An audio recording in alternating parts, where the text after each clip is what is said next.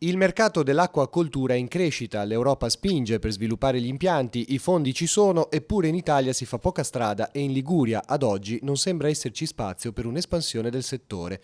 Risponde così Roberto Co, gestore della maricoltura di Lavagna, dopo essere venuto a conoscenza dei contributi europei approvati di recente dalla Regione.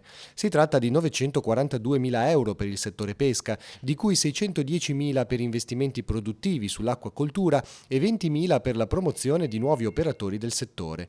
In Liguria, oltre agli impianti di Lavagna, ci sono soltanto quelli di La Spezia, dove si allevano i mitili.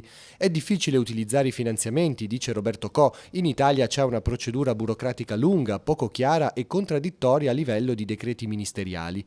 Il caos normativo maggiore riguarda il rilascio di nuove concessioni o l'ampliamento delle esistenti. La Regione cerca di fare qualcosa, spiega Co, ma non riesce. La richiesta di ampliamento delle gabbie da parte dell'acquacoltura di Lavagna, ad esempio, è ferma al palo. Così i fondi decisi dall'Europa in Italia trovano un ostacolo tra le pieghe della legge, con poche speranze per chi lavora in un comparto dato in crescita su scala mondiale. Presto, aggiunge Co, supererà quello della pesca. Gran parte del pesce proviene dall'estero, prosegue, e la pesca è al limite dello sfruttamento, mentre la richiesta è in aumento. L'acquacultura garantisce numero e qualità, dice invece, laddove rispetta i parametri.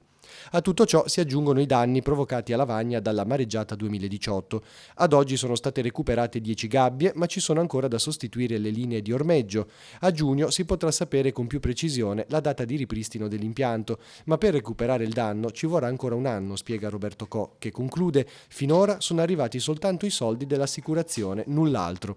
E il bando ministeriale rimborsa soltanto le attrezzature, non il prodotto perso.